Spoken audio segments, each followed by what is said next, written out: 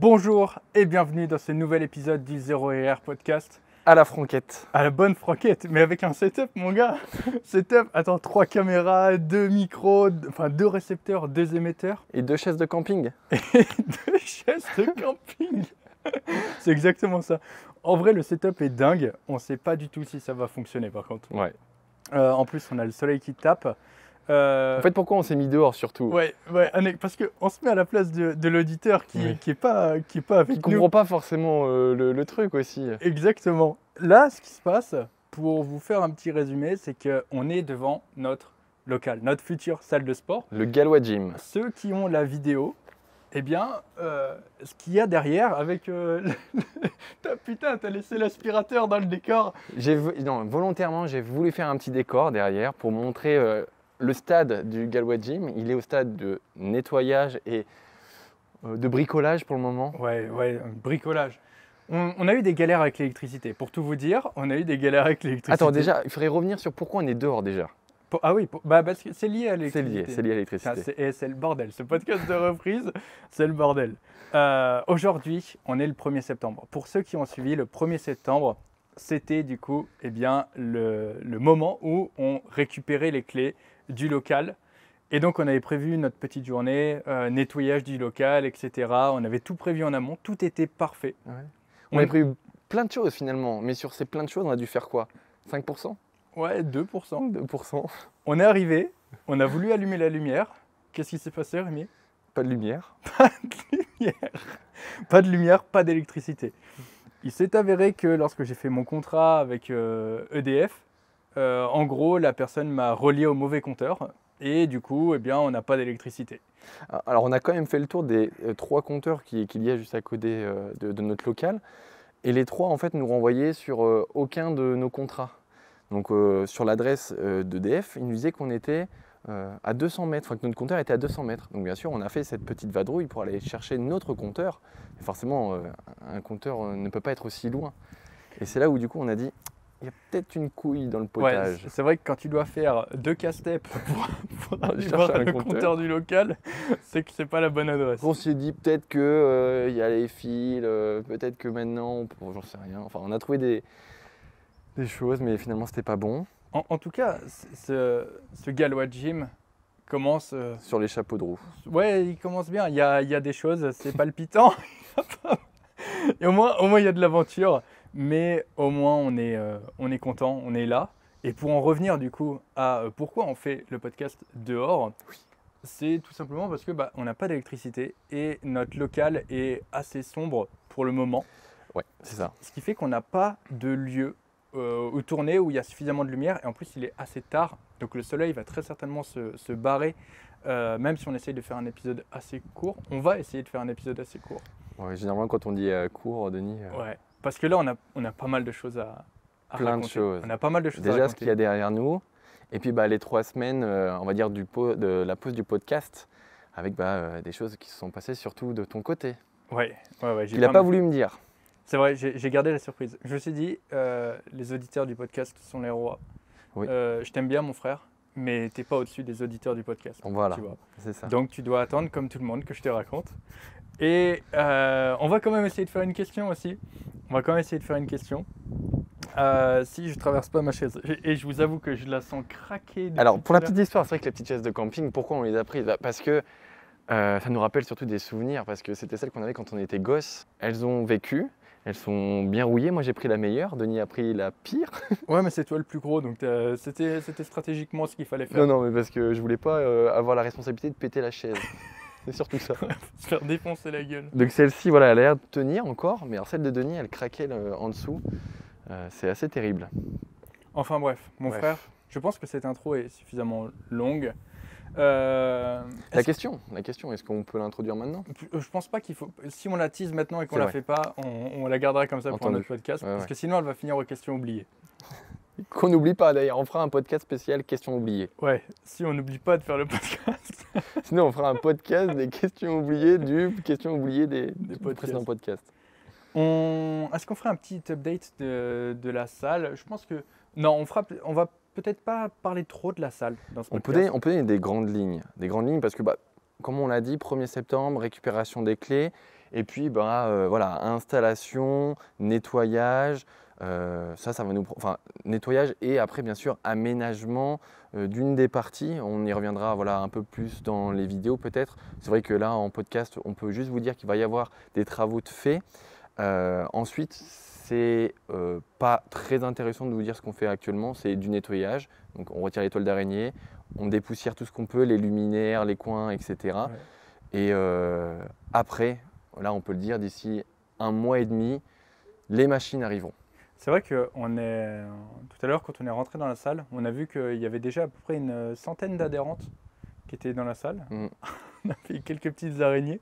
Pour tout vous dire, en fait, le local, moi c'est un peu ce que j'ai peur aussi, parce que notre local, honnêtement, il est grand, mais je ne sais pas si c'est ce à quoi les gens s'attendent. Ouais. Et honnêtement, c'est vrai que le local, avec Rémi, on a vu tout de suite son potentiel. C'est ça. On a vu tout de suite son potentiel et c'est pour ça qu'on l'a pris. Et également parce qu'il était bien moins cher. C'est ça. Il était 4 fois moins cher que tous les autres locals qui faisaient à peu près la même superficie. Ouais. Pour vous dire, on est à peu près, on n'est pas loin de 300 mètres carrés, je crois. C'est simple, on a 130 mètres carrés pour la salle de sport. Non, après, pour une partie de la salle de sport. Une partie de la salle de sport. Il y a 25 mètres carrés qui sera un espace de coworking, de cuisine, etc. Un espace aussi de 12-13 mètres carrés qui sera également un autre bureau. Et au-dessus de ces deux espaces, il y aura une mezzanine qui sera occupée pour la deuxième partie de la salle de sport. Donc, bon, voilà, en gros, donc, comme tu dis, il y a 130 mètres carrés en bas. Voilà. Et plus en haut, il doit y avoir 60 mètres carrés. Non, pas autant. Bah si, parce que tu sais, ça va ça va chercher un peu plus loin. Ça va chercher sur le côté. Oui, donc 200 mètres carrés de salle de sport, on va dire. Pour le moment, on a 200 mètres carrés de salle de sport. Bon, au plus large, Au plus large. Sachant que vous nous connaissez, on va empiler les machines les unes sur les autres. C'est ça. Et en plus de ça, ce qui était intéressant aussi avec ce local, c'est qu'il y a des possibilités d'agrandissement par la suite.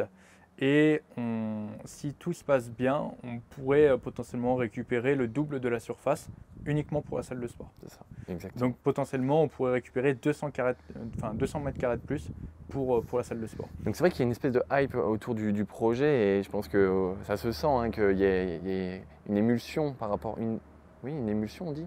Ouais, un engouement. Un engouement pour le podcast, pour le Galois Gym et pour le podcast ça depuis un petit moment. Mais les gens peut-être imaginent la salle de sport style Basic Fit, style Fitness Park ou style Gold Gym. Gold Gym, voilà. Ça sera le Galois Gym, donc une salle de sport adaptée à nos besoins, à ce qu'on imagine de la musculation moderne. Le truc aussi, c'est honnêtement, dans la vie, c'est très simple. C'est soit tu as argent illimité et là tu peux faire ce que tu veux. Parce qu'on ne va pas se mentir, le facteur limitant principal, c'est la thune. Ouais.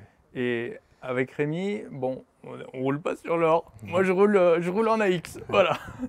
Et en plus de ça, la moitié de ma thune, je l'ai mise dans le Zero RR Club, qui est un réseau social gratuit qui va absolument pas me rapporter d'argent. Donc, d'ailleurs, on en reparlera tout à l'heure.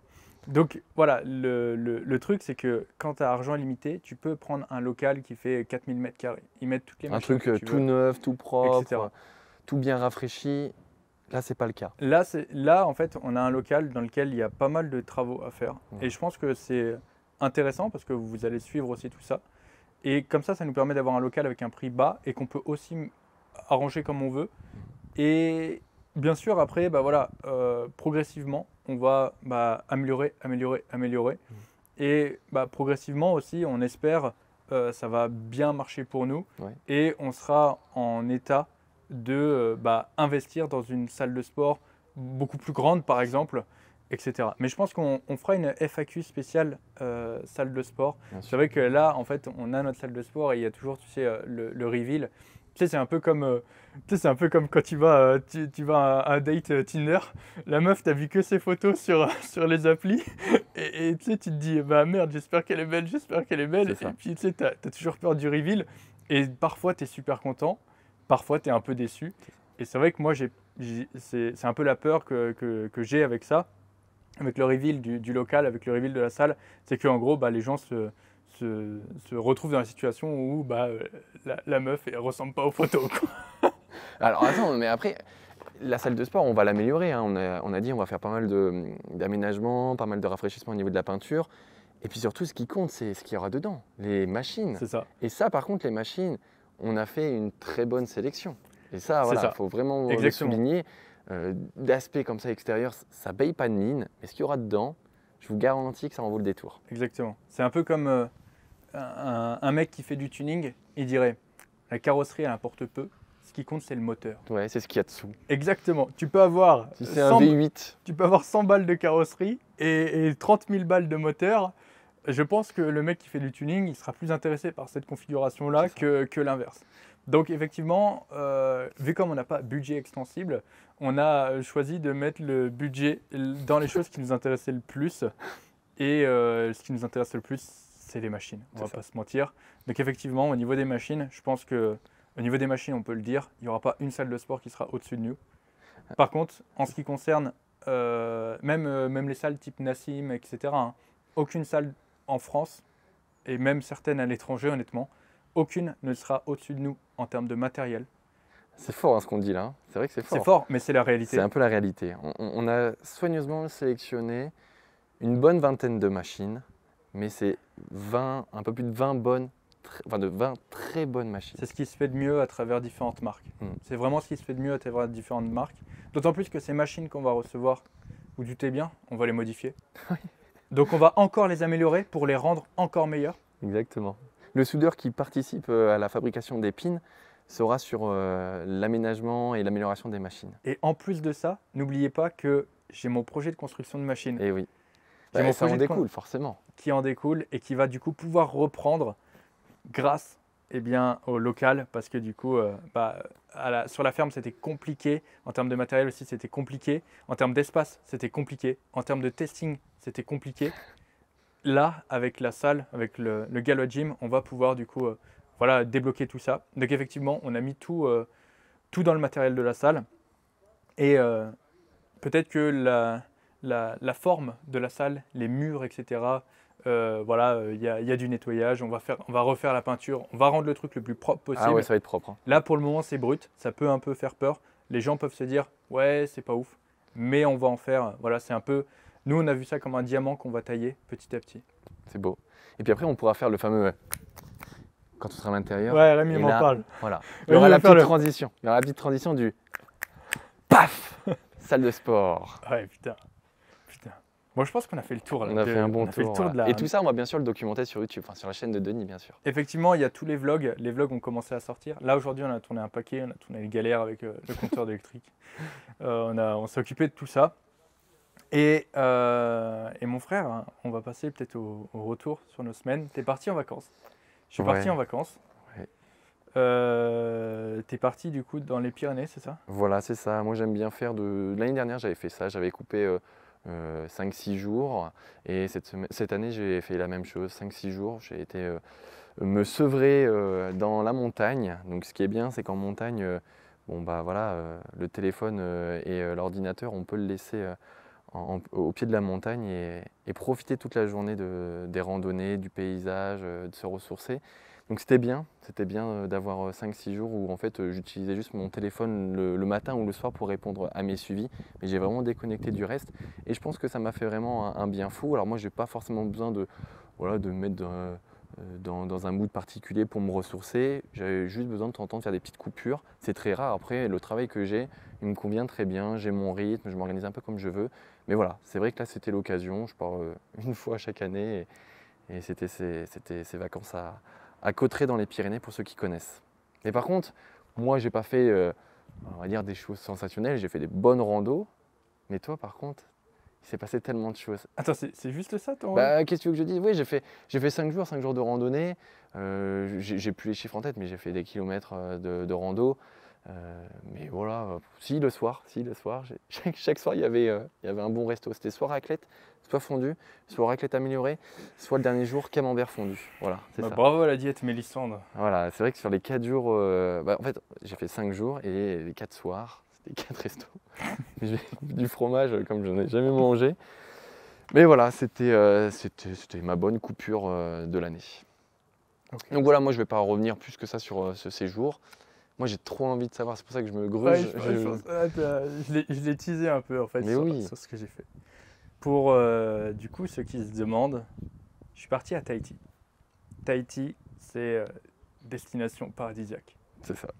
Tahiti, c'est vraiment carte postale, etc. J'étais jamais parti en vacances, c'était l'occasion. Je suis parti avec des amis à moi et honnêtement, c'était incroyable. Honnêtement, j'ai nagé avec les baleines. Enfin, Non, mais j'ai essayé de nager. voilà, c'est ça. La Bon, nuance est importante, Denis. je me disais que ça faisait beau dit comme ça, mais je sais pas nager. Pour ceux qui savent pas, je sais pas nager. J'ai sauvé la vie de Denis. Denis ne serait pas là Ouais. si je ne l'avais pas sauvé. En fait, je sais pas si c'est que j'ai un instinct de survie qui est merdique, mais je sais pas nager, mais j'ai pas peur de l'eau. C'est paradoxal. Et donc, j'essaye quoi. Mais parfois, j'essaye dans les lacs et là où j'ai pas pied, et donc ça pue du cul. Et donc, heureusement qu'il y a ma soeur qui est là pour me sauver. Alors, on l'a jamais raconté cette histoire. Non, Mais bon, dans les grandes lignes, un soir d'été, j'ai sauvé la vie de Denis de la noyade. Un truc très con, on a voulu traverser un lac sur une planche de surf. On était 3 dessus. c'est ça. Et bien sûr, au bout d'un moment, la planche de surf, elle s'est retournée. Et j'ai vu mon 2-2 couler. On en rigole, mais enfin, c'était extrêmement con. Et j'ai réussi à te remettre sur la planche. Mais sinon, Denis On était aurait jeunes. été au fond du lac de Vassivière, pour ceux qui connaissent. Avec les silures et les carpes. Putain, ouais. Ouais, mais c'est pas la seule fois où j'ai failli me noyer. Bref. Pour ceux qui se demanderaient, la natation, j'ai essayé d'apprendre du coup 4 fois, 5 fois parce que j'ai appris à nager à la tahitienne, mais je vous raconterai peut-être pas tout ça. Et j'ai jamais réussi. J'ai jamais réussi à nager, mais je me dis qu'un jour j'y arriverai. C'est pas parce que j'essaye et que j'y arrive pas. Encore une fois, je pense que c'est aussi mon investissement et mon implication qui fait que je n'y arrive pas. C'est possible. Mais un jour, voilà, parce que c'est pas forcément quelque chose qui me sert. Là, pour le coup, quand on va à Tahiti, il faut savoir nager et il faut savoir bien nager. Par exemple, j'y suis allé avec Margot, qui est déjà apparue dans plusieurs de mes vidéos, de mes Vlog. de mes vlogs, etc. Et elle, du coup, est nageuse sauveteuse aussi. Donc c'est pour ça que ça ne me vrai. dérange pas de me baigner avec elle. Et honnêtement, elle galérait. Elle galérait à nager parce que quand tu vas nager en pleine mer, c'est pas la même que quand tu nages dans une piscine. Donc il faut quand même avoir un bon niveau. Mais bref, on revient sur le sujet principal. Va au bout du truc là. J'étais à Tahiti et du coup, donc je disais, j'ai vu les baleines, j'ai essayé de nager avec elles, j'ai vu les dauphins, j'ai vu les requins. Là, j'ai nagé avec eux par contre. J'ai vu des tortues, j'ai vu plein de poissons, j'ai vu des raies, j'ai caressé des raies.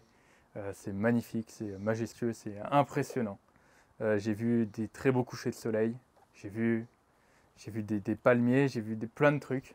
Honnêtement, incroyable. Mais, et c'est ça le truc, c'est que ce qui a le plus fait briller mes yeux, c'est la salle de sport. Je m'en doutais. C'est la salle de sport et en fait, pas juste la salle de sport, mais l'histoire derrière la salle de sport. Derrière la salle de sport. Et c'est ça que du coup, j'ai pas raconté à Rémi. En fait, pour raconter un peu mes vacances, je suis parti et le lundi, je crois, donc j'étais parti le jeudi et le lundi, j'étais à la salle, j'ai fait une séance pool. Et quand je suis arrivé dans la salle, j'ai senti que. En fait, j'y suis allé parce que il y avait du matos Atlantis, il y avait du matos Hammer, il y avait pas mal de machines en fait que je n'avais pas encore testées jusqu'ici. Ouais. Il y avait des machines assez uniques, machines pour coiffe de la rotateur, enfin pour coiffe des rotateurs, machines de Nordic Curl, plein de machines. Il y avait la presse. Après, il faut dire aussi qu'à horizontale. Tahiti, il n'y a pas 50 salles de sport. Exactement. Celle-ci, donc c'est le Roberto Gym. C'est le Roberto Gym. Ouais. Et il n'y a pas 40 000 salles de sport, il y a un fitness park, mais il est toujours blindé. Et du coup, ouais, je suis allé là-bas parce que j'avais vu ce matériel-là. Sauf que quand je suis rentré dans la salle, en fait, je me suis dit, ok, le matériel c'est bien, mais en fait, c'est l'âme de la salle qui est incroyable. Et en fait, Roberto, c'était le mec qui a monté la salle, qui malheureusement n'est plus là aujourd'hui. Il est décédé, je crois, il y a quelques temps.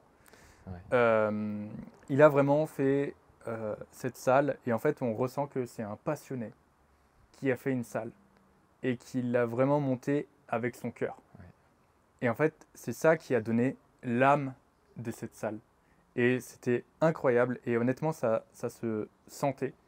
Et du coup, j'ai eu la chance de rencontrer certaines personnes qui ont pu me conter l'histoire de la salle, l'histoire du Roberto Gym. C'est génial. Et du coup, j'ai même pu aller jusqu'au début, au tout début du Roberto Gym. Et c'est ça que j'ai pas raconté à Rémi. C'est ça que je n'ai pas montré à Rémi aussi. C'est que, en fait, bah voilà, j'ai pu essayer les toutes premières machines de Roberto. Et en fait, Roberto, c'était pas juste un amoureux de la muscu. C'était aussi c'était plus que ça, c'était un vrai passionné. Et c'était un mec qui, au tout début, sa première salle, il a construit ses propres machines. Ouais, je m'en doutais. Je m'en doutais. Il a construit ses propres machines. Bah, après, pour la petite histoire, j'ai un suivi au Roberto Gym. Et, Que j'ai rencontré. Ouais. voilà, que tu as rencontré. Et c'est vrai que, bon, bah, bien sûr, il m'a envoyé ses vidéos d'exécution.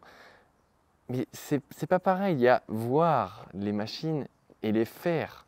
Tu vois, Ouais. les utiliser. Et je pense que toi, tu as eu une chance incroyable de voir ça. C'était incroyable. Et surtout, en fait, on m'a conté l'histoire. Et je pense que je vais reprendre tout depuis le début. Je vais te raconter comment ça s'est passé. Donc déjà, en fait, Père Denis, Le- raconte-nous une histoire. le Roberto Gym, quand tu arrives dedans, donc c'est ce que je te dis, tu sens, il y a une atmosphère, il y a une âme. Tout le monde se connaît, tout le monde se dit bonjour. C'est une salle familiale. Déjà, j'avais l'impression que c'était un retour 13 ans en arrière quand j'ai commencé la muscu. Cette ambiance de salle familiale, pas commerciale. Ok. Pas Basic Fit, pas Fitness Park. Non, une salle familiale. Tout le monde se connaît, tout le monde se dit bonjour, tout le monde sait ce que l'autre fait dans la vie. Tout le monde a déjà été mangé avec l'autre, tout le monde a déjà été chez les autres. Trop bien. C'est familial. Et toi, tu arrives dedans et tu cherches un peu ta place dans la famille, tu vois. Et moi, j'avais que quelques jours pour faire ma place dans la famille. Et au-delà de ça, tu vois, au-delà du contact avec les gens, en plus, les Tahitiens sont vraiment. Voilà, les Tahitiens sont. Tu peux pas être méchant avec un Tahitien. Les Tahitiens sont tous très gentils, tous très accueillants, tous très avenants. Le Tahitien, dès que tu parles avec lui, il t'offrirait tout ce qu'il a, même s'il avait rien. C'est vraiment le sentiment que j'ai eu. C'était vraiment incroyable, humainement aussi. Et du coup, donc, tu rentres là-dedans, tu as ça. Tu as cette ambiance déjà de par les adhérents. Et après, tu as l'atmosphère de par la salle. C'est-à-dire que tu regardes déjà les machines. Les machines, tu as tout ce qu'il faut. Les machines aussi, elles sont côte à côte. Tu peux même pas circuler tellement il y a de la machine. Et ça, une salle où tu peux pas circuler, c'est le signe que c'est une bonne salle. Quand tu as trop de l'espace entre les machines, tu vas à Basic Fit, tu as 20 mètres entre chaque machine, c'est que c'est pas une bonne salle, tu vois. C'est qu'en fait, ils ont voulu combler le vide avec du vide, mais ça n'a pas marché. Ouais, mais c'est que c'est particulier aussi. Il y a quelqu'un qui t'a mis dans les commentaires de ta vidéo qu'en fait, il y avait une norme à avoir en France où tu étais obligé d'avoir une certaine distance entre deux machines, je crois. Pas au Roberto Gym, en Pas tout Roberto Gym, pas Roberto Gym. Tu crois que nous, on va l'avoir, cette distance Non, on l'aura pas. non. Voilà, on veut de la machine, on veut du muscle. On veut... tu veux faire un superset, tu commences ta série, tu es déjà à moitié assis. T'as juste à glisser comme ça. Exactement, t'as juste un peu à slider sur le côté, tu es sur l'autre machine. Non mais c'est vrai, non, si tu dois faire 3 cast-steps pour faire ton superset, c'est que c'est pas une bonne salle. Et du coup, donc ouais, t'as ça. Tu vois les machines, elles sont côte à côte, tu vois que les machines sont... T'as tout ce qu'il faut. En double, en triple, t'as des machines en double, en triple. Ouais, ça j'ai vu. Ouais. Incroyable. Et après, tu regardes les murs. Les murs, t'as les médailles, t'as les coupes, t'as les photos. T'as plein de photos aussi de plein de bodybuilders qui sont venus au Roberto Gym. Plein d'acteurs ultra connus qui sont venus au Roberto Gym. Ah, c'est un peu le repère, hein, je pense. Hein. Et ça, déjà, ça te met dans un mood incroyable. Ça te met dans un... Voilà, t'es bien. Et après, tu t'entraînes. Et tu regardes un peu les machines de plus près. Et tu vois qu'il y a encore certaines machines qui ont été, en fait, pas faites par un constructeur. Qui ont été faites par Roberto lui-même. Et tu vois les soudures. Et tu vois, en fait, les angles de travail. Tu vois que c'est pas n'importe qui a fait ça. Tu vois, je me dis, si... Il y a certaines machines, quand je les ai vues, je me suis dit exactement, putain, j'ai jamais vu une machine comme ça. Mais si je devais faire une machine, je l'aurais faite exactement comme ça. Et c'est là que je me suis dit, ouais, le mec, il était vraiment chaud parce que les machines, ils les avaient faites 30 ans en arrière. Ouais, c'est un précurseur, hein, du coup, quelque part. C'est un précurseur, mais attends, ça va bien plus loin que ça. Mais oui, mais ça va bien plus loin je sais où tu vas en venir. Et en fait, j'ai eu la chance, en parlant, en fait, c'est ce qui s'est passé, c'est un peu grâce aussi à vous, grâce aux personnes qui me suivent. C'est que quand je suis retourné la deuxième fois au Roberto Gym, je suis arrivé à l'accueil et du coup, je parlais avec l'homme de l'accueil qui s'appelle Marco, qui a été vraiment un amour avec moi et qui a une place centrale dans cette histoire. Et en fait, je parlais avec lui comme ça, et il me parlait comme un peu un mec qui vient juste en vacances, etc.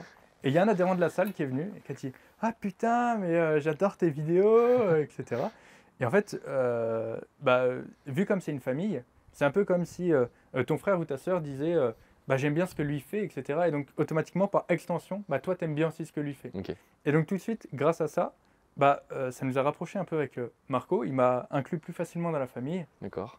Et c'est là où il a pu commencer un peu à me raconter l'histoire. Et donc, il m'a raconté voilà, le souhait de Roberto avec sa salle de sport, qui était pour lui de rendre le sport accessible à tous.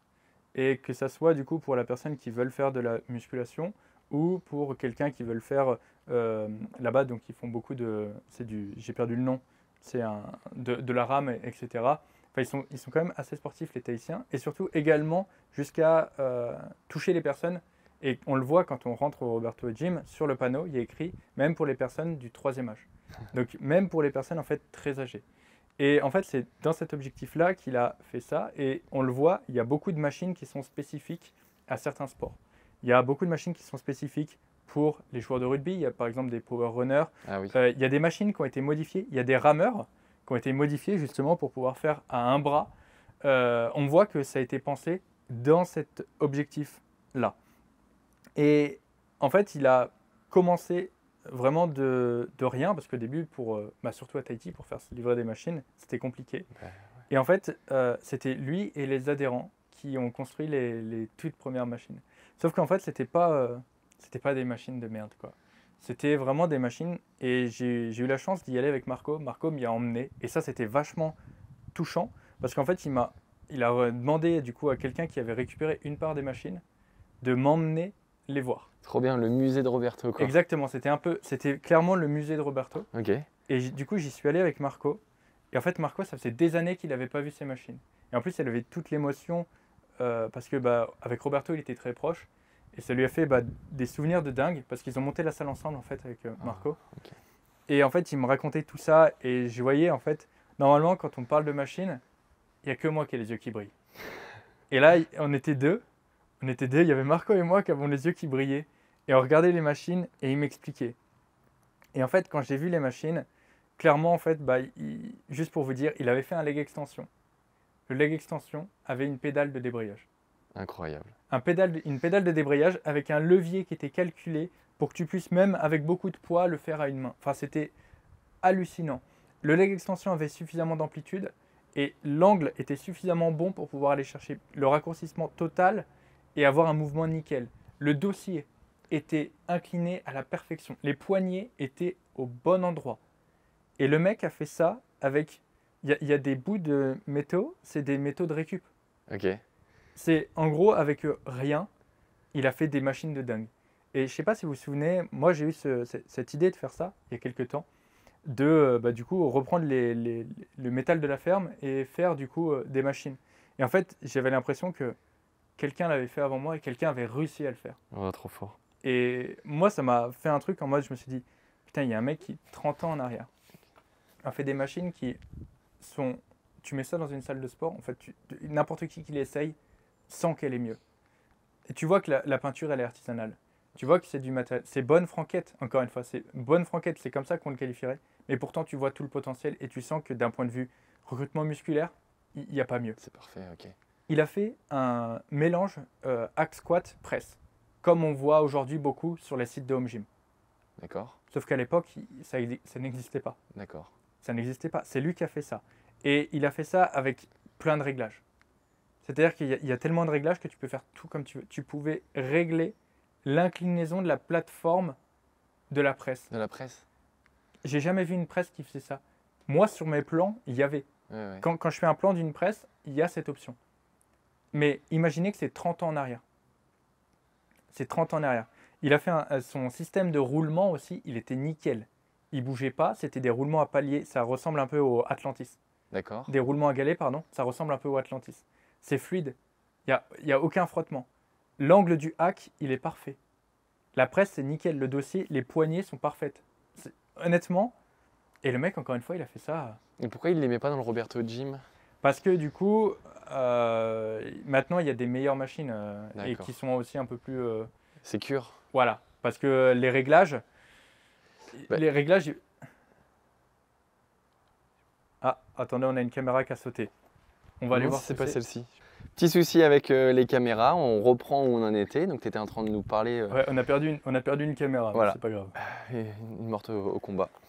Et je sais plus ce que je disais. Bah, tu disais que elles n'avaient pas été mises dans le Roberto Gym parce qu'elles n'étaient pas sécuritaires. C'est pas qu'elles sont sécures, c'est que les réglages sont un peu compliqués à Eh mettre. oui. Et ça, c'est important parce que une machine qui n'a pas de réglage, effectivement, c'est une machine que tout le monde peut faire. Mais ça ne sera jamais une machine optimale parce que vous en doutez, pour que ça corresponde un petit peu à toutes les personnes, les grandes, les petites, etc., bah, il faut qu'il y ait des réglages. Et ça, c'est généralement quand tu as une machine qui a plein de réglages et que c'est une bonne machine. Bah, en fait, la problématique, c'est que déjà, je pense que ce qui s'est passé, c'est qu'il y a eu de plus en plus de monde aussi dans la salle. C'est toujours la même chose quand tu as de plus en plus de monde. Tout le monde n'a pas. C'est de plus en plus. En fait, c'est compliqué quand tu as trop de réglages. C'est ça. Je l'avais bien vu à Budapest. Et également, les réglages, bah, ils ont tendance un peu à forcer, etc. Il faut les connaître. Bah, plus tu les utilises, plus aussi Nous, la mécanique tourne. Hein. C'est ça. Mais nous, par exemple, avec Marco, on devait se mettre à deux pour pouvoir faire les réglages. D'accord. Donc je pense qu'il y a ça aussi. Et puis l'évolution. Et puis il y a, je pense, la vraie raison, c'est que par la suite, Roberto est devenu designer de machines pour Atlantis. Ah, Et donc, Logique. c'est pour ça qu'il a toutes ces machines qui sont en Atlantis. Et je pense, du coup, il avait des contrats avec Atlantis qui lui ont envoyé des machines. Je pense que vous avez déjà tous vu les machines pour les haltères. Vous savez, les bancs avec les haltères qui, en fait, sont directement à hauteur et se permettent de déraquer sans Ouais. partir du En sol. gros, c'est un rack à haltères.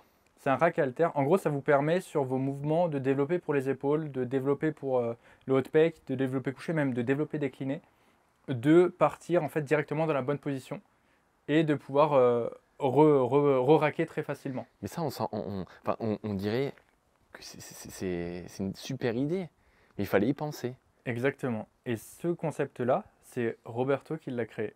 Purée. C'est chapeau. Roberto qui l'a créé, qui a du coup communiqué avec Atlantis, qui les ont fabriqués, qui les ont mis en test et après qui maintenant les ont ajoutés à leur catalogue. Et ça, je trouve ça dingue. Je trouve ça dingue et toutes les autres machines qu'il a faites aussi, elles étaient honnêtement toutes très bien conçues. Tirage horizontal, tirage vertical. En fait, il avait fait un système pour qu'avec la poulie, tu puisses, c'était des tours de 4 postes et tu pouvais en faire soit un tirage vertical, soit un tirage horizontal. Donc c'était bien par rapport aux personnes surtout le sport national, j'ai vraiment perdu le nom là-bas, où ils rament. Du coup, en gros, Le tout kayak non, c'est pas du kayak, c'est du paddle, de la la pirogue. pirogue. Ah oui. De la pirogue. Du coup, tout le monde pouvait travailler du coup pour la pirogue. Et les poulies étaient orientées de façon aussi à pouvoir faire en unilatéral. Et les bancs, enfin, tout était super bien pensé. Et en fait, ouais, j'ai vraiment pris une claque dans le sens où je me suis dit, voilà, moi dans la vie, je veux faire des machines. Je veux être comme Roberto. Et en fait, il y a un mec qui, 30 ans en arrière, avec... Pas grand-chose. C'est ça, c'est genre 1000 fois moins d'accès à l'information que moi, a réussi à faire des trucs de dingue. A réussi à faire des trucs de dingue. Et je me dis que avec toutes les informations que j'ai à disposition aujourd'hui, tout ce que je peux faire, voyager, toutes les machines qui existent, etc., tester, l'accès à l'information aussi, voir sur Internet, etc., je me dis, bah moi, j'ai pas le droit de me rater, tu vois. Et je me dis, si lui, il a réussi, bah moi, je réussirai aussi. Bien sûr. Et parce qu'en fait, le moteur principal qui a fait qu'il a réussi, et c'est ce que j'ai ressenti dans les mots de Marco, c'est qu'il avait la passion. Tu vois. Et je pense que c'est ça. Moi, j'ai la passion qui déborde. Ouais. J'ai la passion qui déborde et je suis sûr que j'y arriverai. Ouais, ouais. Et voilà, le premier step, j'ai déjà créé quelques machines. Deuxième step, voilà, ça a buté par rapport à la logistique qui était chez moi. Deuxième step, on récupère la salle. Je vais pouvoir reprendre. Je vais faire des bêtes de machines. Et puis, qui sait, peut-être qu'un jour, moi aussi, j'aurai une salle avec full de mes machines. Et les gens pourront s'entraîner dessus. Et puis, je sais pas, dans 50 ans, il y aura un mec qui lui aussi voudra créer des machines. Et Et qui puis, s'inspirera et puis voilà, de ce qui s'est fait. il retombera sur, je sais pas, ça se trouve, il y aura toujours notre première salle ici, où il y aura les premières machines, et ça sera le musée de mes machines aussi. Et il aura peut-être la même flamme dans les yeux que moi j'ai pu avoir quand j'étais au Roberto Gym, et quand j'ai pu, et du coup, aller voir les premières machines qui étaient dans une autre salle à côté. Trop bien. Quelle histoire de ouf. Ah ouais, c'était incroyable. Qu'est-ce que tu as retenu de tes vacances à Tahiti? Le Roberto Gym. Non, mais c'est vrai, en vrai, quand j'ai vu ça, quand j'ai vécu ce moment, je sais qu'il y en a qui, voilà, quand ils voient le coucher de soleil à Tahiti, qui est magnifique, ça leur fait des trucs. Quand ils voient les baleines, quand ils voient les coraux, quand ils voient les requins, les raies, machin, eux, ça leur fait des trucs de ouf. Mais pour, Ouais, t'étais pas insensible, tu l'as dit au début, mais toi, ce qui t'a marqué, c'est quand même la ouais, salle de sur une sport. échelle de 1 à 10, les baleines, elles sont tout en bas. Non, mais il faut dire la vérité. Je sais que, tu vois, ça dépend toujours de ce que les gens aiment.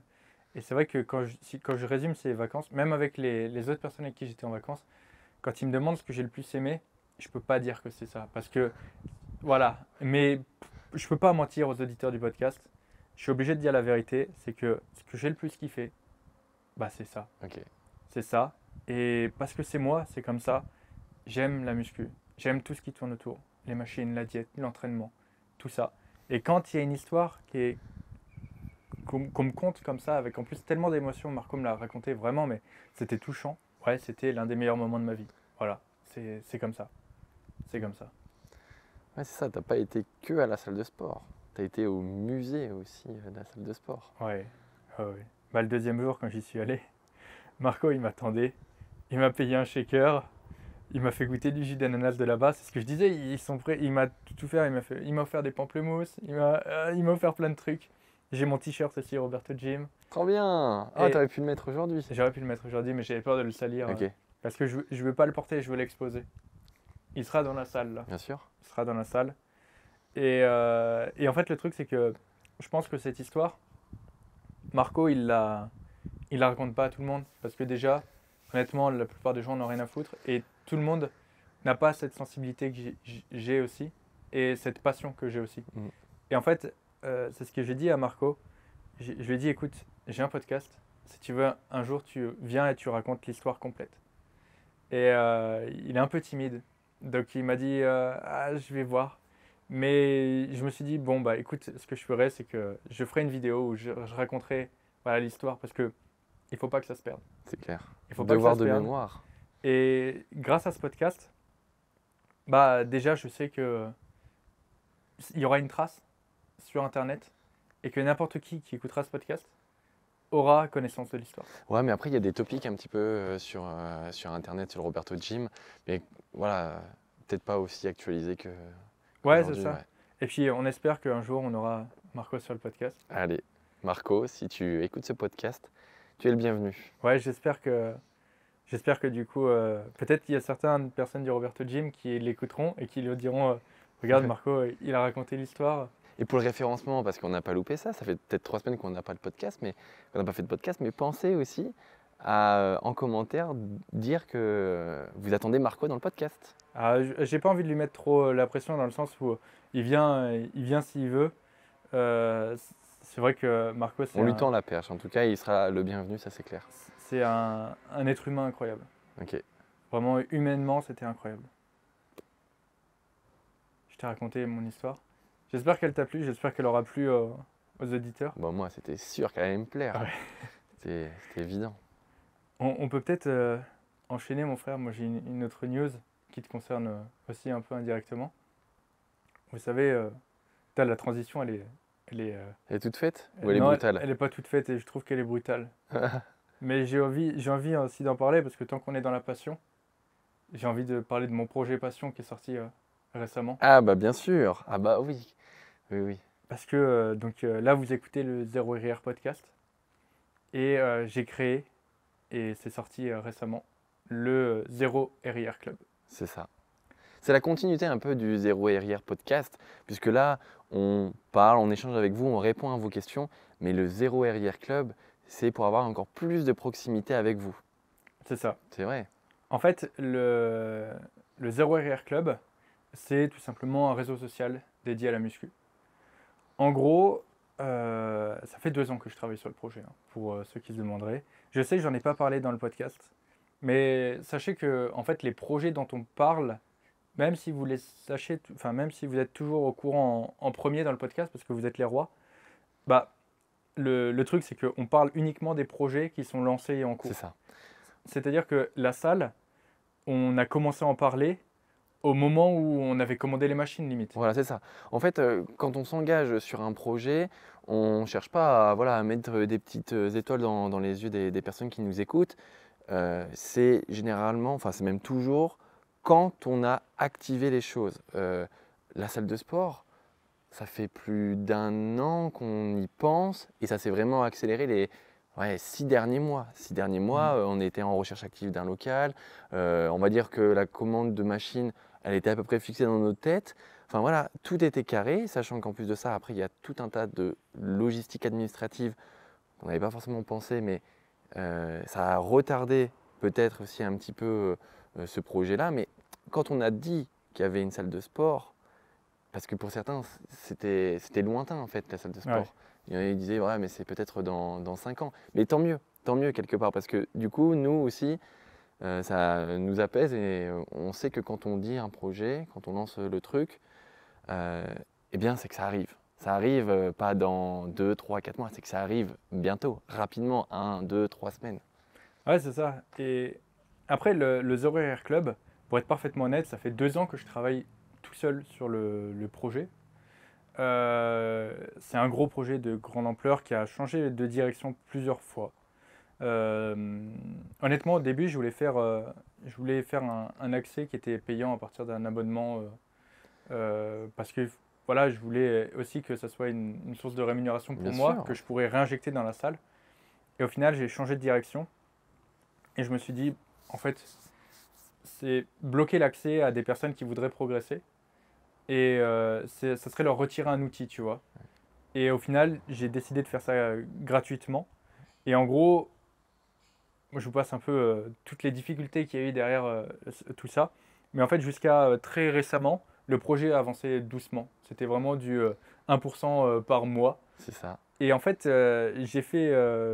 j'ai pris 2 frères en suivi, Maxime et Pierrick, qui sont, ils me font trop rire parce qu'ils ont à peu près la même relation entre Rémi et moi. Je me retrouve beaucoup dans les deux aussi.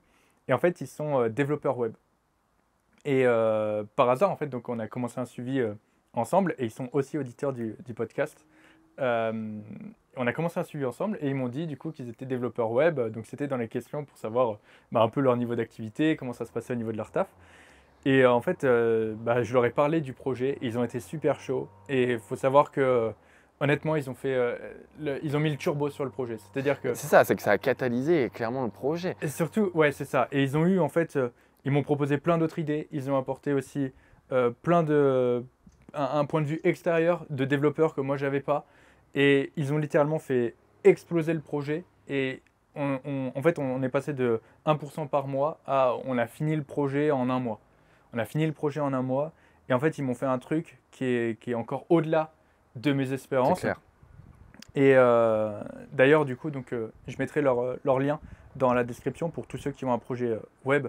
Euh, Comme ça, voilà, si vous voulez travailler avec eux, bah, honnêtement, je pense que ça leur fera grandement plaisir. Bien sûr. Et vraiment, on est devenu une équipe sur ce projet. Et en fait, moi, j'avais l'impression de. C'était mon bébé, le Zero Air Club. Et en fait, le bébé, d'un coup, il a eu 3 parents. Et en fait, 3 parents qui l'ont tiré vers le haut et qui l'ont aidé à se développer jusqu'à devenir un enfant prêt à s'exposer du coup au monde réel. Ouais. Et donc, pour faire simple, le Zero Air Club, c'est quoi? C'est un réseau social dédié à la musculation avec tout ce qu'on peut retrouver sur un réseau social, donc un fil d'actualité, un système de likes, de commentaires, des messages privés aussi, et surtout en fait toute une partie qu'on pourrait appeler forum, Mhm. où en fait les sujets sont classés, parce que c'est ça en fait, quand on a des discussions instantanées comme sur des groupes Discord, ce genre de choses, c'est un peu le bordel. Là en fait, chacun peut créer en fait ses propres topics, ses propres questions, où la communauté interagit avec, et je trouve ça super parce que déjà c'est trié, c'est ordonné, c'est classé, Et on peut en plus rechercher là-dedans. Ouais. Et ça, en fait, si vous voulez, c'est une toute petite partie du Zero Rare Club et de ce qu'il y aura dedans. C'est-à-dire que là, on a lancé la première phase pour savoir s'il y avait un intérêt, si du coup ça a rencontré son public aussi. Alors, comment vous dire que tout à l'heure tu faisais la comparaison avec le bébé.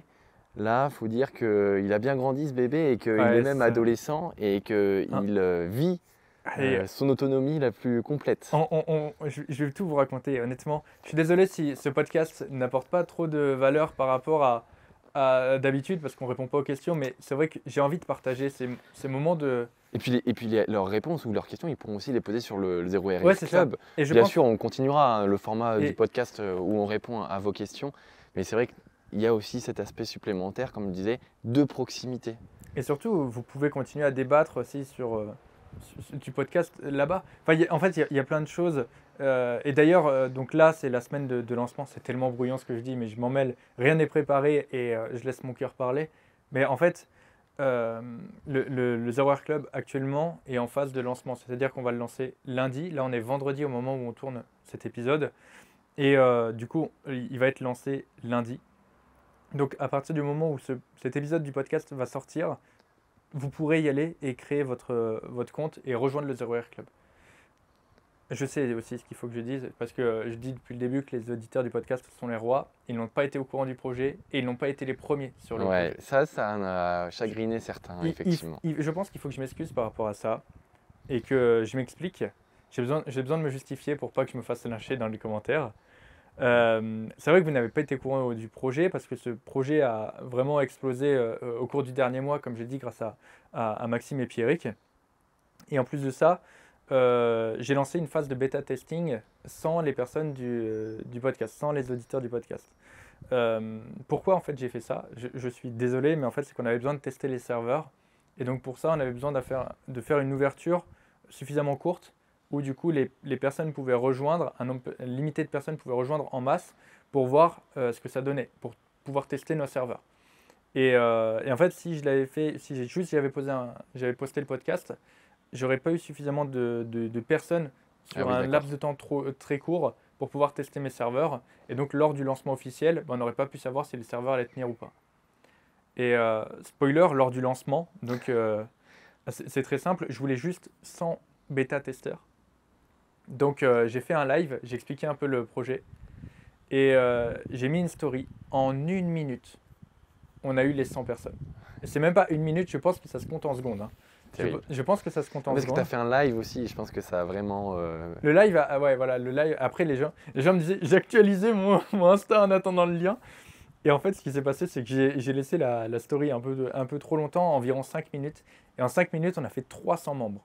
Ouais. Autant vous dire que les serveurs n'ont pas tenu. Autant vous dire que Mais les c'était serveurs- important, justement. C'était important de savoir la capacité. C'était important de savoir la capacité, mais c'était incroyable de voir ça. De mon côté, j'étais comme un fou derrière, j'essayais de booster les serveurs.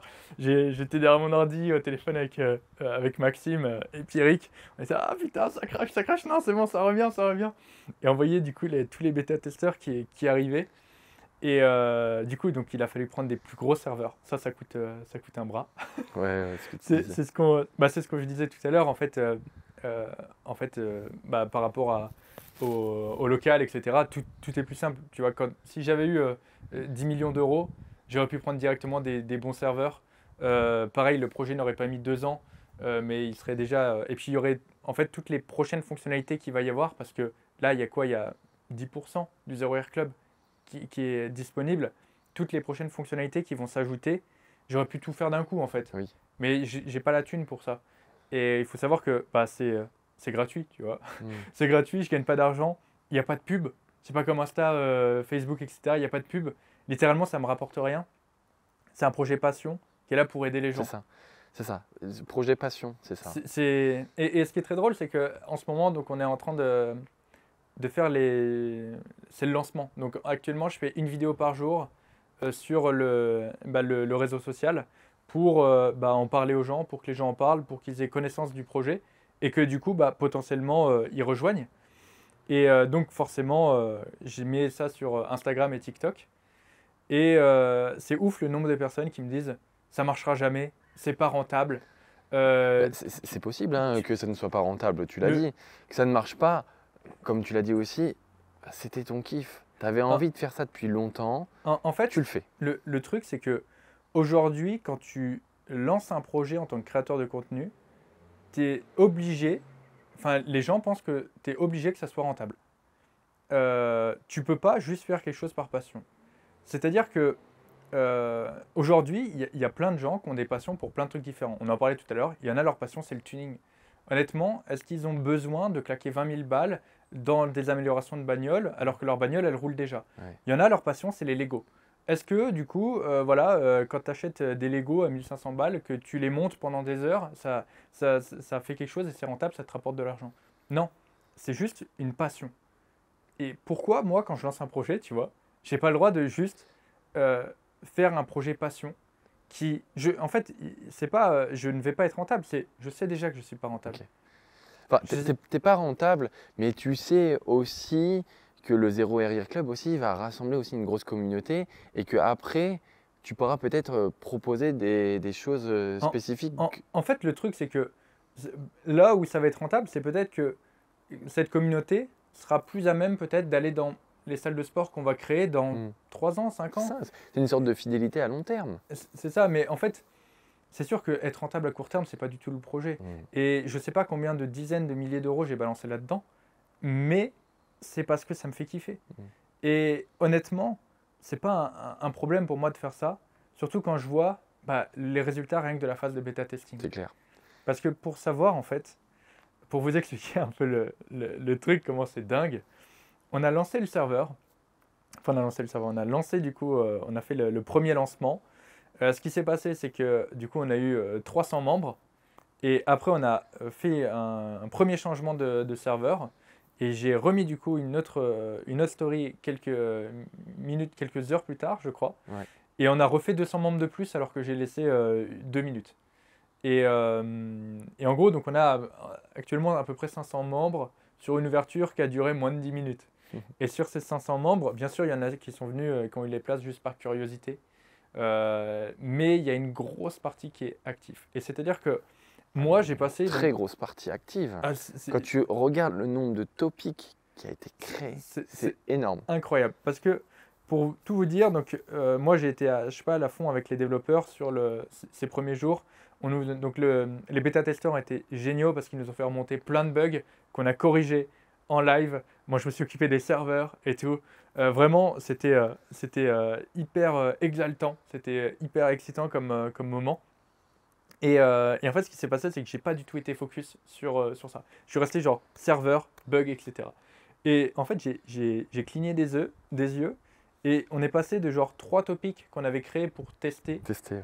à C'est simple, il y avait ton log, mon log, et il y avait peut-être 3 autres il y avait, topics. ouais, il y avait Mathieu qui avait fait un topic sur la douleur, sur les douleurs au coude. Et Mathieu puis un qui- chest supported. et un chest supported. Et en gros, il y avait quelques membres qui étaient là. Il y avait un membre en fait qui était là pour tester. Et en fait, j'ai cligné des yeux et dans la première soirée, il y avait 150 topics. C'est clair. Il y avait 150 topics et j'étais là, waouh, qu'est-ce qui se passe? Sachant qu'il y a un travail aussi de modération pour reclasser, pour aiguiller un peu. Ouais, Voilà, c'est ça. c'est important aussi de dire que c'est pas un fourre-tout en fait ce club. Tout est bien ordonné et tout sera bien trié au fur et à mesure pour pas se retrouver avec un truc très brouillon. Quelqu'un parlait des trolls aussi. Bon, bah, certainement qu'il y en aura, ça fait partie du jeu, mais il y aura des modérateurs. J'en fais partie. Il y a des modérateurs. Il y a des modérateurs voilà, actuellement. Et du coup, bah, on veille aussi à la bonne santé du club. De toute façon, en fait, c'est très simple. Le Zero Error Club, il a la même vocation en fait qu'un pratiquant de muscu. C'est-à-dire que j'ai la même approche qu'en muscu avec. C'est-à-dire que le Zero Error Club va avoir son log de progression. C'est ça. Donc là, j'ai pas encore eu le temps de le créer, mais je pense qu'au moment où ce podcast sortira, il aura été créé. Et en fait, chaque amélioration du Zero Error Club sera notée dans un log et ça sera son log de progression. Aujourd'hui, on a corrigé les serveurs. Aujourd'hui, on a corrigé tel bug. Aujourd'hui, on a rajouté Oui. ça comme Le fonctionnalité. logbook du Zero RR Club. Le logbook du Zero Error Club. Et parce que c'est comme ça. Et un logbook, si tu veux progresser, il faut faire des séances souvent. Et le The Rower Club va faire des séances souvent. Et donc son logbook sera actualisé souvent. Et voilà, ça me rapporte pas d'argent. Moi, je vais en dépenser dedans pour l'améliorer, pour la communauté, pour ce que ça va apporter. Parce que c'est, selon moi, un outil formidable qui va aider plein de gens, je l'espère. Mm. Et avec la sortie officielle, voilà, je vais voir, bah déjà, quand j'ai cligné des yeux, que j'ai vu qu'il y avait 150 topics, donc on était parti de mon bébé qui était devenu un jeune enfant. Et quand j'ai vu les 150 topics, j'ai compris qu'en fait, ça y est, c'était un adolescent. Mais oui. Et que, Il a des boutons partout, il a des boutons il a des d'acné. boutons partout et il me fait la gueule. Il me fait la gueule, ça y est, il m'écoute plus. Et c'est ça, en fait, j'avais peur que ça bide. Tu vois, j'avais peur que ça bide et que ça ne fonctionne pas.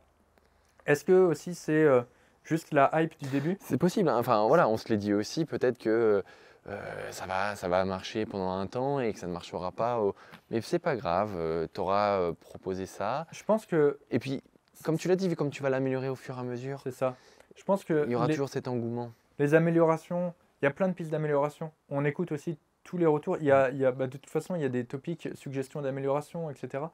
Tout ça fait que, bah, du coup, on va l'améliorer. Et en fait, c'est simple. C'est quand tu as quelque chose qui s'améliore avec toi et que bah, tu as envie d'y rester, je pense. C'est clair. C'est tout ce qui ne fonctionne pas, c'est les choses que tu abandonnes. Et je ne veux pas l'abandonner, ce réseau. Ah non. Donc, Bah non, on n'abandonne pas un enfant, Denis. On n'abandonne Même pas. s'il est ado, Ouais. on continue de l'avoir même quand il est plus âgé. Ça dépend. Si un jour il me dit qu'il veut faire de l'elliptique, peut-être que là, ça se discute. S'il me dit qu'il va se mettre au crossfit. J'attendais la suite. J'attendais la suite. En tout cas, voilà pour le club. J'ai été mauvais, je pense, pour vous demander voilà, si vous vouliez rejoindre. Si vous voulez rejoindre le Zero Hour Club, je vous mettrai aussi le lien dans la description. Il y a plein de fonctionnalités dont je n'ai pas parlé. Une des plus importantes, selon moi, c'est celle de pouvoir créer son log. Bien sûr, on en parlait tout à l'heure. Voilà. Et que, Au voilà, tout début, on avait juste créé le tien, le mien. Et là, on a vu qu'il y en avait une vingtaine qui avaient été créées. Il y a 2 pages actuellement. Tout à l'heure, il y a 2 pages qui sont bien remplies, donc plein de membres qui ont créé leur log et qui sont dessus, qui posent leurs questions. Enfin, c'est incroyable. Et maintenant, il va vivre. Il va vivre et il va se développer. Et je sais pas, et dans quelques années, ça se trouve, ça sera la plateforme incontournable pour chaque Go Muscu, quoi. On peut que le souhaiter. Ouais. Je pense que mon frère, on a dit déjà pas mal de choses. Ouais, je sais pas depuis combien de temps on tourne, mais c'est fluide. Et là, maintenant, on est à l'ombre. On est à l'ombre. J'espère que la lumière, c'est OK pour les Est-ce cams. qu'on essaierait pas de remettre mon téléphone pour récupérer la 3e cam? Bon, mon frère, de retour, après cette petite pause qui a duré 3 secondes. Puisqu'on a retrouvé cette caméra qui zoome ta gueule actuellement. Ouais. Et bientôt, ta chute. Putain, j'ai le cul plus bas que tout à l'heure. Oui, c'est pour ça. J'ai le cul plus bas Restez bien. Je pense que Denis va finir par terre. Mon frère, on peut faire une question. Ouais. On en a sélectionné une. Qui est, tu t'en souviens? Oui. Vas-y, parce que je suis sûr que tu l'as déformé. Ah bah Vas-y. c'est sûr. Donc on a une personne qui nous pose la question suivante. Je n'arrive pas à faire développer mes cuisses. Tu vois ça? Si, c'est ça. Je n'arrive pas à faire développer mes cuisses. Vas-y, continue, va au bout. Que dois-je faire? Non. Je me rappelle plus alors. La question, c'est pas... Ah non, j'ai beau travailler les cuisses, elles ne se développent pas. Presque. Non, t'es... Loin. Ah bah alors Il je sais y a pas. cuisse Bon. dedans. La question, Oui, c'est cuisses. La question, c'était pourquoi les cuisses sont plus difficiles à développer que le haut du corps? Ouais, mais alors on sous-entend que la personne... Ah, on a sélectionné cette possible, question bien sûr. justement parce que on en a qu'une et je pense qu'elle va faire un peu, débat. Donc redonne-la pour bien que je me la mette en tête cette fois-ci. Pourquoi c'est plus difficile de développer ses cuisses que le haut de son corps? Mon frère, est-ce que tu veux commencer? Je veux bien, mais alors je vais partir un peu dans tous les sens. Il faut reformuler peut-être la question. Ouais, déjà je pense que la personne qui pose cette question, c'est ce que je disais, elle l'individualise pour elle. Si elle pose cette question, c'est qu'elle se retrouve dans cette situation, que ses jambes, elles, ne sont pas assez développées par rapport au haut du corps. Donc il pose naturellement la question de comment optimiser le travail dessus. Est-ce qu'après on peut en faire du coup une règle universelle de dire que le bas du corps sera toujours plus difficile à développer? Je ne crois pas. Vraiment, je pense que tu as des personnes qui ont des cuisses énormes et qui ont du corps bien moins développé, si on peut dire qu'il y a une notion de proportion. Parce que vous vous en doutez aussi, il y a ce qu'on imagine être un gros développement sur les cuisses et un gros développement sur le haut du corps. Il y a, il y a des personnes qui vont juger que avoir des jambes de 50 cm de tour de cuisse, bah ça serait largement suffisant et ça serait à accepter dans la catégorie des grosses cuisses. Pour d'autres, pas du tout. Des jambes de minimum 80 cm de circonférence, ça serait des grosses cuisses. Donc voilà, il y a aussi cette part de subjectivité, je pense. Donc voilà, ça c'est pour planter un peu le décor. Le haut du corps, pour moi, n'est pas forcément plus difficile à développer. C'est une question avant tout de perception individuelle. En fait, je pense que la question, elle a surtout été posée dans le sens où développer ses cuisses, c'est plus dur, tu vois. Les entraînements sont plus durs que le haut du corps. Il y a cette notion, oui. Je pense que c'est un peu comme ça que j'ai compris la question. Mais après, si c'est par rapport au développement musculaire, c'est exactement ça. En fait, certaines personnes auront sinon des grosses cuisses, vont avoir moins de difficultés, on va dire, à développer leurs cuisses que le haut du corps, et d'autres, ça sera l'inverse, et d'autres, ça sera d'autres parties, etc. Ouais. Ça dépend toujours de la morphologie, de l'envie de la personne aussi. Exemple, une personne qui veut développer, qui veut des gros pecs, bah, elle aura toujours plus tendance à travailler ses pecs, tu vois, que le reste de son corps. Une personne qui veut des grosses cuisses va travailler du coup plus ses cuisses et du coup aura plus naturellement tendance à avoir de grosses cuisses. Mais je pense que là, ça va dépendre de la morphologie, etc. Et c'est pas forcément C'est sûr. des objectifs de la personne, etc. Je pense que le fait que la question a vraiment été, selon moi, enfin c'est comme ça que j'ai compris, elle a vraiment été centrée en mode bah, faire les cuisses, c'est bien connu que c'est plus dur que le reste du corps, tu vois. Genre, tu fais un entraînement de cuisses, d'un point de vue de l'énergie, ça te pompe ton âme. Si tu compares C'est ça vrai. au pec, au dos, ouais, le dos, ça peut quand même prendre l'âme, les bras. Moi, je pense aussi que c'est aussi une fausse représentation, hein. Je dis bien fausse parce que on est capable de splitter le haut du corps, faire le dos, faire les épaules, faire les bras. Et pour les cuisses, généralement, c'est cuisses. Mais on ne scinde pas et on ne split Bas du pas. corps. Voilà, c'est bas du corps. On ne split pas partie ischio, partie fessier, partie mollet, partie. Ça, il y en a qui le font. Voilà, il y en a qui le font, je veux dire, mais on connaît tous ce fameux, tu sais, ce fameux format d'entraînement pec le lundi, dos le mardi, mercredi c'est bras, le jeudi c'est épaules, ou des fois c'est même épaules-jambes. Tu vois, c'est Ouais, c'est ça.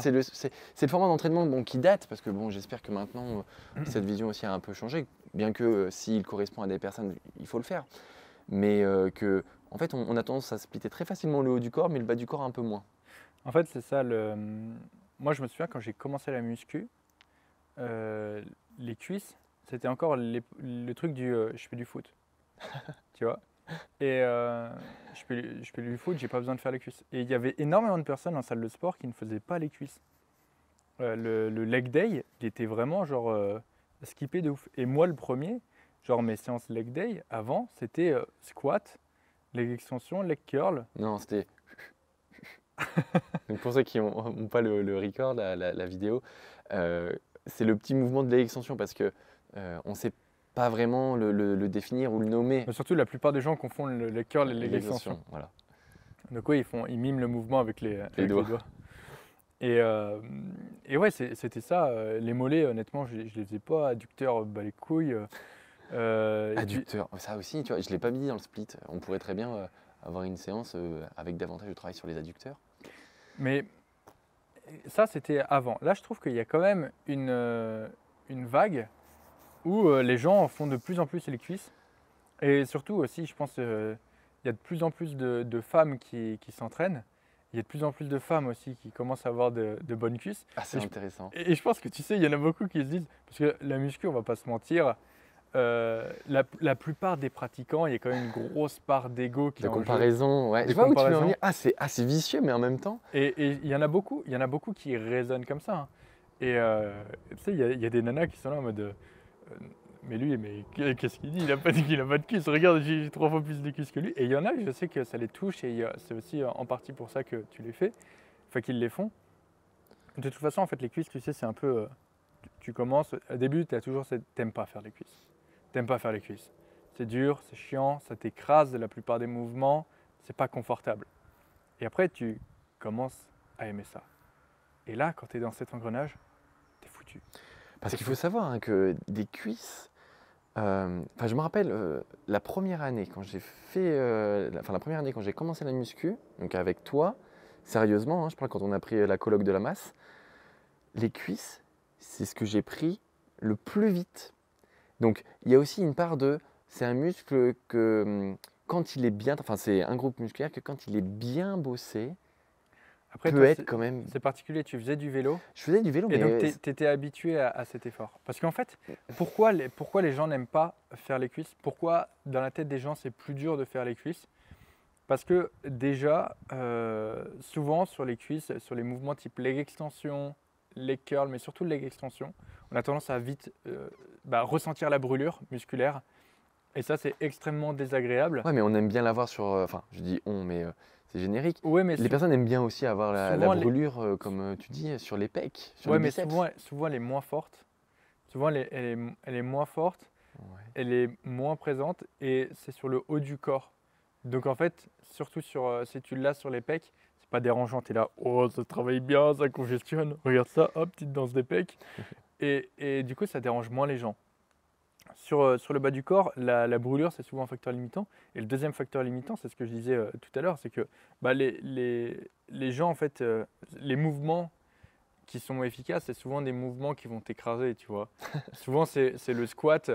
Le squat, tout ce qui Enfin, va tous être les back patterns de squat, squat, voilà. voilà, même le pendulum, tout ça, c'est des mouvements où en fait, tu as un truc qui t'appuie sur toi et c'est pas confortable. Enfin, c'est pas, quand tu n'as jamais fait de sport, faire ça, c'est désagréable et en plus, c'est dur. C'est dur, ça demande et puis ça demande beaucoup d'énergie aussi. Puis c'est le truc que tu peux cacher facilement parce que un haut du corps, quand on se regarde dans la glace, ce qui nous intéresse, c'est quand même la chaîne antérieure. Donc les pecs, les épaules, les abdos, ça, c'est ce qui marche aussi, je veux dire. Les quadriceps, un peu parce que c'est devant, encore une fois, c'est sur la chaîne antérieure. Mais après, travailler plus les jambes, quand on peut mettre un pantalon comme aujourd'hui, Ouais, enfin, souvent, ça masque. mais souvent, en fait, le truc, c'est que les miroirs des salles de bain, ils sont rarement entiers, tu vois. Ouais, il y a ça. Et souvent, tu vois que le haut du corps. Donc, Mm. effectivement, tu es moins impacté par ton bas du corps. Et puis, même les cuisses, dès que tu as des grosses cuisses, c'est un peu relou. Tu trouves plus de pantalon, tu as les cuisses qui frottent. Ça, c'est clair. Les adducteurs, là. Moi, C'est ça. plus de poils ici. Hein. Ouais, c'est ça. Mais pour recentrer, parce que là, on s'éloigne un peu, c'est Comme vrai d'hab. que quand tu. En fait, tu peux pas comparer un mouvement de squat ou à un mouvement de dos ou un mouvement de pec, dans le sens où tous les mouvements de squat, c'est des mouvements qui sont ultra désagréables. Mm. Pour les ischios, c'est pareil, dès que tu vas le soulevé de terre, etc. Le soulevé de terre, déjà, il y a tous ceux qui vont dire oui, c'est dangereux, etc. Et en plus de ça, c'est pareil, ça prend beaucoup d'énergie. Et en plus de ça, tous ces mouvements pour les cuisses, c'est des mouvements qui ont tendance à être beaucoup plus techniques que tous les autres. Il y a de ça. Donc, en fait, ça demande un degré de technique qui est plus important, donc plus d'apprentissage.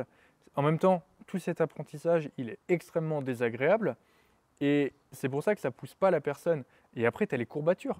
Tu parles, toi, de tes jambes, là, tu as des douleurs. Mm. Quand tu as des courbatures aux jambes, c'est très difficile de dormir. Les courbatures aux adducteurs, on n'en parle même pas. C'est terrible. Les courbatures aux jambes, elles sont vachement aussi plus gênantes Ouais. que les autres groupes musculaires. J'étais à Tahiti, du coup, je me suis entraîné sur les machines de Roberto, comme je disais précédemment, et sur des machines Atlantis. J'ai pu tester du coup des nouveaux mouvements. J'ai eu des courbatures. Par exemple, j'ai eu des courbatures au biceps, j'ai des courbatures au pec. Ça m'a pas gêné plus que ça, tu vois. Ouais. Ça m'a pas gêné plus que ça. Par contre, parfois, je sais que quand je fais les jambes, c'est même pas que j'ai des courbatures aux jambes, c'est que je sens qu'elles sont cuites.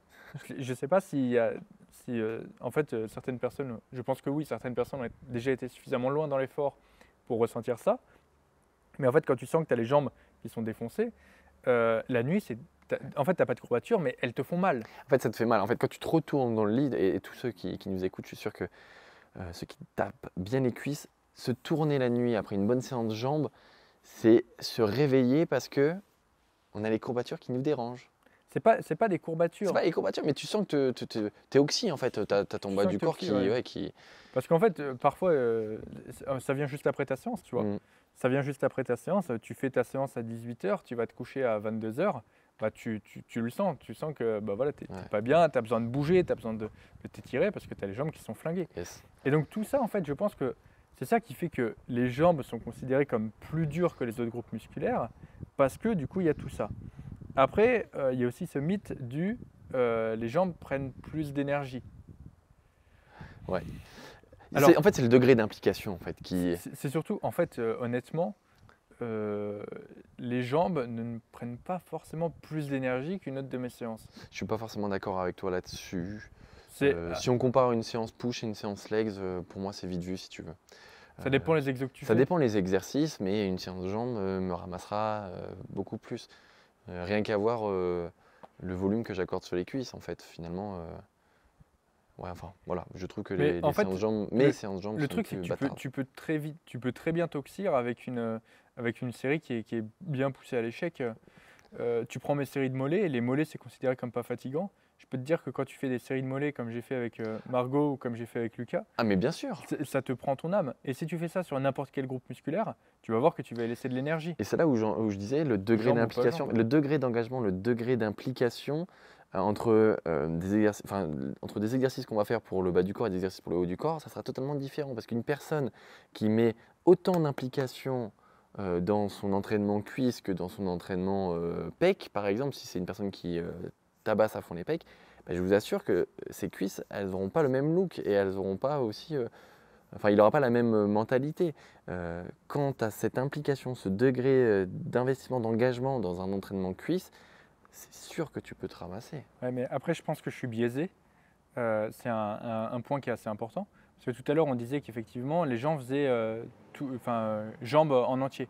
Donc quad, adducteur, Mélanger, oui, oui, oui. etc. Moi, je split. C'est-à-dire que je vais faire quad mollet dans ma séance. Et par exemple, je vais faire ischio-abdos dans l'autre. Mhm. Donc, c'est sûr que j'ai pas de grosse différence que quand je vais faire par exemple un pec épaule triceps, un push ou un pull par exemple. Mhm. C'est sûr que quelqu'un qui du coup fait l'entièreté du bas du corps va avoir beaucoup plus de fatigue après sa séance. Ah bah, c'est Mais sûr. de la même façon que quelqu'un qui fait l'entièreté du haut du corps aura plus de fatigue que s'il fait juste pull ou push. Naturellement, un upper, enfin, si vous avez une séance upper et une séance lower, bon, bah, normalement, vous devez être à kiff-kiff en termes d'énergie dépensée. Quoi. Mais c'est pour ça que je dis que je trouve pas qu'une séance du bas du corps pour moi est plus fatigante qu'une séance du haut du corps, dans le sens où peut-être que je fais moins de groupes musculaires dans ma séance du bas du corps que quelqu'un qui fait une séance jambes totale. Ouais. Donc il faut aussi voir ce degré de comparaison là, mais parce qu'en fait, à partir du moment où tu vas suffisamment proche de l'échec, n'importe quel mouvement est très taxant en énergie. Mm. Et même si par exemple un mouvement de hack squat va faire intervenir, va demander beaucoup plus de gainage, va faire intervenir beaucoup plus de groupes musculaires, etc. Souvent dans ta séance, tu vois, t'en fais pas 46 000 non plus, t'adaptes. Donc c'est assez dur à dire au niveau de la fatigue, tout dépend toujours de comment tu le fais. Mais c'est sûr que pour le débutant qui n'arrive pas à mettre suffisamment d'intensité dans ses mouvements et qui du coup n'a pas la technique pour faire les jambes, c'est sûr que faire les jambes avec une mauvaise technique, c'est beaucoup plus fatigant que faire les jambes avec une bonne technique. Ouais, c'est clair. Et en plus à ça, je rajouterais que moi, c'est pour ça que c'est vraiment à remettre dans son contexte et mon avis se base sur ma façon de m'entraîner. Mais par exemple, je prends mes mouvements de quadriceps. Quand je vais faire un hack squat, je vais le faire pour maximiser la flexion de genou. Ce qui fait que forcément, je vais mettre beaucoup moins de poids sur la machine et la demande en termes de gainage va être assez faible. Okay. Si tu fais par exemple ton hack squat avec les pieds un peu plus haut sur le plateau et que du coup tout de suite tu es beaucoup plus fort, et que tu fais du coup que tu utilises beaucoup plus les fessiers, etc., tu vas mettre beaucoup plus de poids et donc forcément par exemple la demande en termes de gainage va être beaucoup plus importante et donc la fatigue que ça va induire va être également beaucoup plus importante. Donc c'est pour ça que mon cas est à prendre avec des pincettes et que tout le monde ne sera peut-être pas forcément d'accord avec moi parce que encore une fois je parle par rapport à moi et ce que je fais. Tout à fait. Mais de toute façon, les niveaux de fatigue, tu peux toujours plus ou moins les gérer. Et le but, c'est toujours voilà, d'être au plus proche de cette ligne de fatigue sans jamais la dépasser. Et pour ça, tu trouves des techniques, des feintes pour pas dépasser voilà, et pour pas avoir trop de fatigue. Mais sinon, de manière générale, je pense qu'on a bien répondu au pourquoi les jambes sont plus dures que le haut du corps. Voilà. Perception, donc la perception du physique, l'engagement de la personne et donc sa capacité à mettre autant d'énergie dans son bas du corps que de son haut du corps. Et puis après, comment vous gérez aussi votre organisation, on va dire hebdomadaire, ou pas d'ailleurs, mais sur l'organisation du regroupement de certains muscles. Comme le disait Denis, si vous faites une séance quad ou une séance spé plutôt ischio, voilà, vous allez réussir peut-être à scinder et ça sera du coup une autre façon de faire. Après, honnêtement, les cuisses, pour moi, quelqu'un qui va chercher un 0 RIR sur les cuisses, c'est quelqu'un qui sait bien s'entraîner. Parce que, effectivement, les cuisses demandent beaucoup plus de ressources mentales qu'un muscle du haut du corps, je trouve, pour aller chercher vraiment l'intensité maximale. S'entraîner proche de l'échec sur les cuisses, c'est ça. Ça demande en fait faut être limite un peu fou. C'est ce que je disais, le degré d'engagement de la personne. Tu as des personnes qui vont être full échec sur le haut du corps, si sur je sais pas, sur le développé couché aux haltères, tu as des personnes qui vont être capables d'aller très loin dans l'effort et même qui vont même aller peut-être au-delà en faisant peut-être des reps partiels, des reps accompagnés, etc. Pour le bas du corps, si tu mets pas les mêmes convictions, les mêmes façons de faire que pour ton développé couché sur une presse à cuisse par exemple, voilà, ça montre bien aussi tes limites mentales quelque part. Mais encore une fois, c'est à nuancer pour chaque individu. Tu as des personnes qui veulent justement pas développer plus leurs cuisses et qui préfèrent se tambouriner sur le haut du corps. Donc il y a toujours cette nuance à apporter du plaisir que chacun y retrouve dans sa prog. Ouais. Moi, honnêtement, hein, mon avis personnel, c'est que si tu veux vraiment mettre de l'intensité sur les cuisses, il faut être un peu taré. Parce que il y a un moment, c'est l'instinct de survie, tu vois, qui rentre en jeu. En mode, plus tu te rapproches de l'échec, et plus il y a ton cerveau qui te dit « Oh mec, qu'est-ce que tu fais ? Si tu continues, tu vas crever. » Et en fait, tu as plein de signaux d'alarme comme ça qui te disent c'est dur. » Mais en fait, tes cuisses, elles peuvent encore continuer.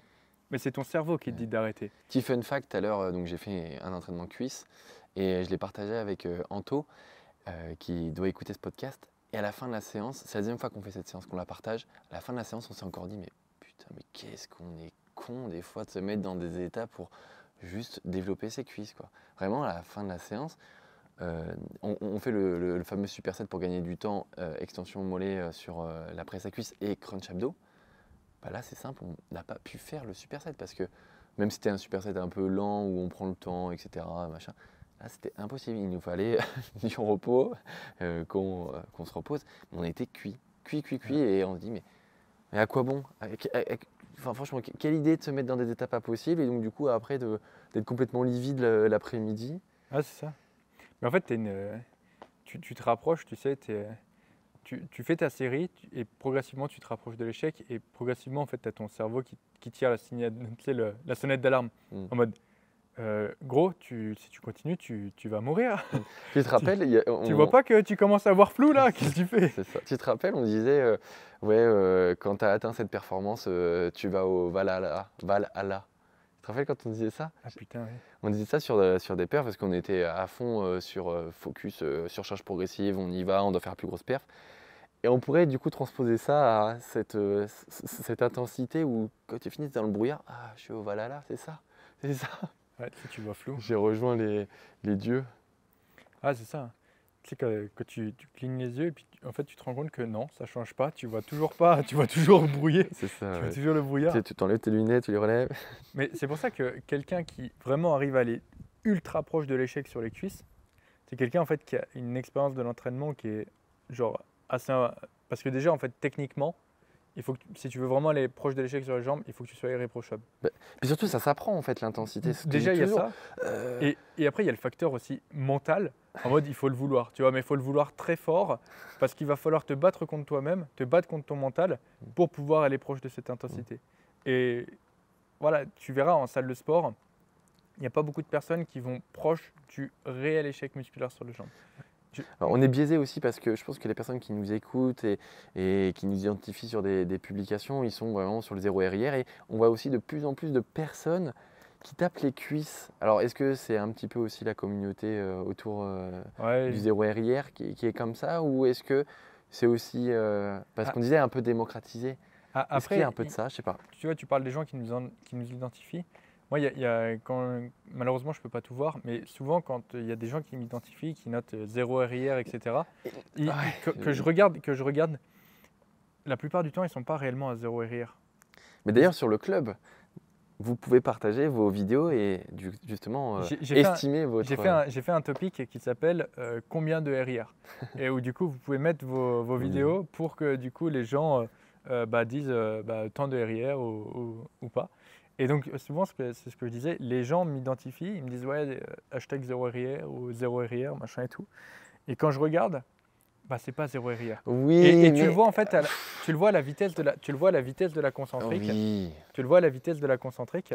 Mais encore une fois, tu vois, parce que si tu as une rep qui est ultra lente et qu'après tu en fais une et qu'elle est plus rapide, Oui, tu vois, il y a des indicateurs comme ça. Mais encore une fois, je dis pas que c'est mauvais dans le sens où j'ai jamais, par exemple, aujourd'hui quand je vais à l'échec, enfin quand je vais au 0 RR, ça se trouve c'est pareil, j'y suis pas vraiment. Tu vois, j'y suis pas vraiment et ça se trouve, c'est ce que je disais dans un podcast, ma perception actuelle du 0 RR, ce sera pas la même parce que ça va. Et en fait, c'est plus tu vas chercher à te rapprocher de cet échec et plus en fait tu vas devenir bon là-dedans. Exactement. C'est toujours comme ça. C'est pour être bon dans un domaine, il faut. C'est en forgeant qu'on devient forgeron. C'est tu ça. vois. Quand je disais l'apprentissage de l'intensité, ça s'apprend. Ça ne peut pas mieux porter son nom. Moi, je dis toujours que les personnes qui tentent d'aller proche de l'échec ou qui vont à l'échec, s'il y a cette intention d'aller à l'échec, c'est déjà bien. Parce que du coup, ils améliorent, ils apprennent à se rapprocher de cet échec. Parce que c'est dur, ça s'apprend. Et l'échec qu'on a aujourd'hui du 0 RIR, ce n'est pas celui qu'on aura, ce que tu disais, dans 2 mois, 3 mois, 2 ans, 4 ans. Voilà. Et puis bon, on est parti sur un tout autre débat. Les RIR, c'est vraiment quelque chose aussi de subjectif. Est-ce que toi, actuellement, sur un mouvement où tu penses être à 0 RIR, est-ce que tu es vraiment à 0 RIR? Est-ce que si tu refaisais la même perf dans 2 mois, est-ce que du coup tu dirais, est-ce que j'étais vraiment… Voilà, c'est toujours l'intention, je veux dire. Si tu as cette intention d'aller proche de l'échec, pour moi, tu as tout gagné. C'est ça. Pars du principe que de toute façon, essaye de te rapprocher au maximum de l'échec. Il n'y a que dans de très rares cas que tu y seras. Et puis bon, là, on parle du 0 RIR, mais pensez aussi que la périodisation de l'intensité, c'est aussi quelque chose d'important. Être tout le temps à 0 RIR, ce n'est que mon avis, mais ce n'est pas forcément quelque chose qu'il faudrait avoir de toute à façon, chaque oui. séance. Voilà. L'idéal, c'est de savoir autoréguler Voilà. L'autorégulation par l'intensité. son intensité et son volume. Pour, justement, dans mon log, je parlais justement de ma dernière séance push, où du coup, j'avais gardé des RIR parce que j'avais un taux de fatigue qui était genre énorme avec le lancement du 0R Club, la salle qu'on a récupérée, l'ensilage hier de maïs, enfin plein de trucs qui ont fait que du coup j'ai autorégulé mon intensité en gardant des reps de réserve, j'ai adapté mon volume en fonction et j'ai quand même fait une bonne séance, tu vois. Mais bien sûr. Et c'est ça en fait, l'important c'est de durer Ouais. et c'est de mettre en place des techniques qui te permettent de, c'est ce que je disais tout à l'heure, pas dépasser tes niveaux de fatigue, les garder sous contrôle, toujours tu as cette limite qu'il ne faut pas dépasser. Et du coup, tu as plein d'outils pour faire ça. Parce que c'est vrai que du coup, on prône le 0 RIR, mais on ne s'enferme pas non plus dans cette méthode. Parce que vous le savez aussi, cette méthode de la proximité à l'échec, ce n'est que celle qu'on partage. Il y a 1001 façons de s'entraîner. À vous de trouver celle qui vous correspond. Peut-être que le 0 RIR, ce n'est pas ce qui vous correspond. Et nous, on ne s'enferme pas dans juste cette méthode. D'ailleurs, avec nos suivis, on n'est pas uniquement à prôner un volume très bas et une intensité élevée. On est vraiment adapté à l'environnement de la personne, notamment sur l'autorégulation de l'intensité, sur la gestion du volume, la gestion de la fatigue. Et ça, je pense qu'on ne veut pas non plus devenir des caricatures du 0 RIR. Je pense que c'est important de le souligner. Je pense que en fait, c'est la base. Mm. C'est la base. C'est-à-dire que si tu n'es pas capable de t'entraîner avec un minimum d'intensité et de savoir un minimum où tu te situes par rapport à cette intensité, tu ne peux pas mettre en place d'autres choses. C'est ça. Tu ne peux pas en fait garder des répétitions de réserve si tu ne sais C'est pas pas. où est ton maximum. Tout à fait. Donc, il faut passer forcément par cette étape du zéro RIR. Et une fois que tu y es, une fois que bah, tu as réussi à arriver là, et c'est très dur, tu peux te permettre d'utiliser d'autres méthodes. Mais souvent, voilà, c'est la base, et je veux dire, c'est un peu la quête de tout pratiquant. Et une fois que tu as atteint ça, bah voilà, c'est la quête principale. La quête de l'intensité. Tu peux faire les quêtes secondaires pour découvrir les autres méthodes. Mais je pense que tout pratiquant doit passer par là, parce que connaître ses propres limites, c'est ce qui est le plus important. Exactement, ouais. Ah ouais. Je pense Incroyable. Ce retour du podcast Grandeur Nature en plus là. Ouais, on s'est Il tapé- fait un bien fou. Je pense que j'ai dû me taper des coups de soleil de dingue. Là, moi je suis trop bien. Là je pourrais partir pour 2 heures de plus. Hein. Ouais, Là il y a un petit vent. moi j'ai la fatigue qui m'a. Ouais, qui j'ai m'a j'ai un peu rattrapé. faim aussi moi. Je cache pas que j'ai un peu faim. Je pense que de toute façon, je sais pas du tout. Il est quelle heure, mon frère? Et il doit être. Ah, il est 8 heures. Tu sais où on est des évaluations? Tu fais un petit point sur les évals en direct. Ouais, je vous Et fais ça tout de est-ce que vous suite. avez remarqué que dans ce podcast, Rémi avait un pantalon?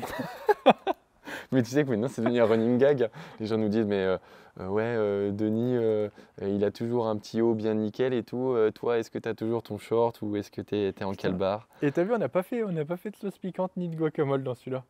Ah ouais. Mais en même temps, et si je tape sur la chaise, ça va péter. Alors en direct, nous avons les 884 évaluations. Putain, merci à tous. Merci à Incroyable. tous pour ça, ouais. 884. On en a pris Je le 80, redis, je crois. 884. Mec. On était à 800, je crois, depuis la dernière fois. Je ne sais plus. Je sais plus, ouais. Bientôt 900, bientôt 1000. En tout cas, on. Incroyable, toujours 5 étoiles, mais vous êtes des Ouais. fous. Franchement, vous êtes Merci des à fous. tous. C'est vrai qu'on l'a pas dit aussi, mais une grande partie de l'aventure aussi de la salle de sport qui se passe sur ma chaîne YouTube. Donc vous pouvez aussi aller sur la chaîne YouTube pour du coup suivre l'aventure de la salle de sport. C'est sous forme de vlog. Je sais qu'il y en a beaucoup qui écoutent que le podcast sur Spotify, ce genre de choses. On donnera bien sûr des infos de la salle de sport dans Bien ce sûr, podcast. mais En c'est fait, vrai tout que- est un peu mêlé. Mais c'est sûr que si vous voulez avoir plus de visuels, etc., Ah, pour le coup, si vous voulez voir un peu plus la salle de sport, l'avancement des travaux et suivre un peu nos aventures, etc., il y a Si vous voulez voir Denis faire de la peinture, par exemple, moi j'ai hâte de voir ça. on va faire de la belle peinture dans le local. Bref, en tout cas, on vous remercie pour votre écoute du podcast. Ça faisait vraiment du bien d'être de retour. Il était attendu. Hein. Je peux te dire que pendant les vacances, j'ai reçu pas mal de messages de personnes qui me disent « Ah, j'ai pu me remettre à jour sur les podcasts, mais du coup, maintenant, je suis dans l'attente. » Et j'ai des personnes qui sont venues aussi me dire J'ai découvert le podcast pendant les vacances. Et là, du coup, j'ai vu que vous étiez en vacances, et j'ai hâte que vous Ouais. repreniez. Mais c'est vrai que le podcast, c'est dingue. Pour tout vous dire, par rapport à la salle de sport, j'ai fait des demandes de partenariat récemment pour justement nous aider à financer la salle de sport, nous aider du coup pour l'aspect, tout ce qui sera cuisine, meubles, etc., tout l'électroménager, enfin bref, tout ça, tout ce dont on aura besoin. Spoiler, j'ai eu aucune réponse. T'es pas un bon influenceur. C'est pas que j'ai eu aucune réponse, c'est que j'ai eu aucune réponse positive. Et du coup, j'ai dû donc donner un peu les stats de mes réseaux. Et le podcast fait environ 40 000 écoutes mensuelles. Je ne sais pas ce que ça représente. Enfin, 40 000, c'est énorme, mais en titre de comparaison. 40 000 écoutes mensuelles.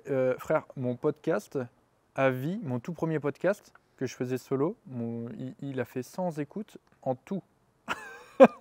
Non, mais c'est bon, 40 000, on le dit, mais c'est toujours par C'est- rapport à des points de comparaison. Mais enfin, tout ça pour C'est dire que. énorme. Non, mais Très bien. tu te dis, il y a 40 000 personnes. Alors, je ne sais pas si les stats prennent en compte l'écoute complète ou non, mais t'imagines, c'est des podcasts qui durent 2 heures, 40 000 écoutes. Waouh. Alors, après, il y a plusieurs personnes aussi qui écoutent plusieurs épisodes, mais je trouve ça incroyable. Incroyable. Quel Bref. engouement. On vous remercie vraiment pour tout ça. On espère que cette aventure durera longtemps et que vous nous suivrez pendant longtemps. On va vous partager absolument tout. En tout cas, on se retrouve très bientôt sur le 0RR Podcast, sur peut-être aussi le 0RR Club, si vous voulez venir sur le réseau social. Le lien est dans la description. Et nous, on vous dit à très bientôt dans un prochain épisode. À bientôt.